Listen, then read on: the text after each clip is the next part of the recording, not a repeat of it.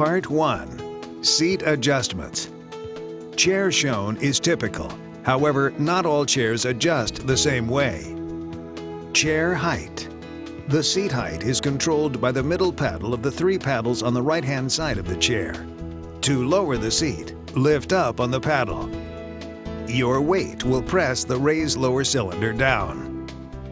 Lift the paddle again and begin to stand. The seat will follow upward. The proper height is when your knees are at about a 90-degree angle and your feet are flat on the floor. In order to access the keyboard, you may need a footrest. More on this later. Chair recline. The paddle closest to the front of the chair allows the chair to recline or rock. With this paddle in the down position, the chair is locked.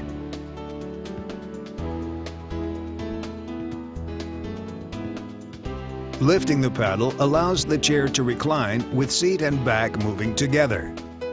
Note that you can lock the chair in any position by pushing the paddle down again.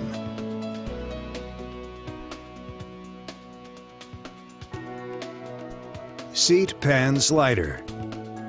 A paddle on the left-hand side of the chair controls the forward and backward motion of the seat pan. By lifting this paddle and pressing your back against the back of the chair, you move the seat pan forward. The seat pan is spring-loaded, so reducing backward pressure will allow it to move backward. By moving the seat pan forward, taller individuals can get more of their upper leg on the seat. You should have some space between the back of your knee and the front of the chair so as not to impair circulation. Back height. Chairs like the one shown have a ratchet back. Height is adjusted by simply lifting up on the back. You will hear a clicking sound as you raise it. The correct height is when the lumbar curve of the back is in your lumbar curve. If you go too high when raising the back, simply raise it firmly to the highest point and let it fall back down and start again. Lumbar adjustment. The lumbar area of the chair back can be adjusted for greater firmness. Rotating the knob on the lower right side of the back in a forward direction or clockwise moves the lumbar area forward and increases the pressure against your back. Rotation in the opposite direction reduces this pressure. Seat back recline.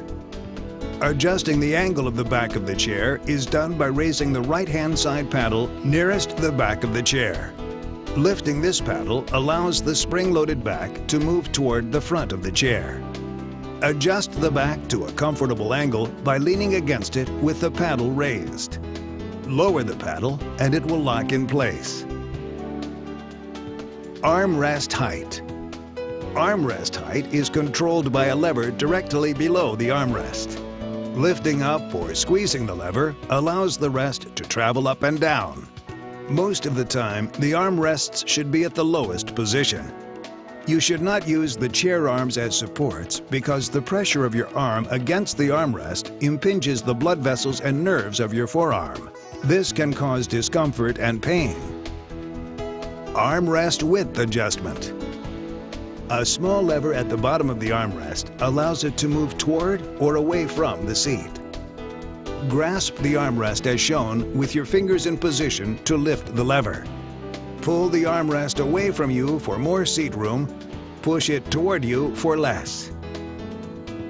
Using a footrest. When the seat height adjusted for keyboard access causes your feet and legs to hang off the front edge of the chair, you should use a footrest. The footrest gives you a solid surface and prevents cutting off circulation in your lower legs and feet.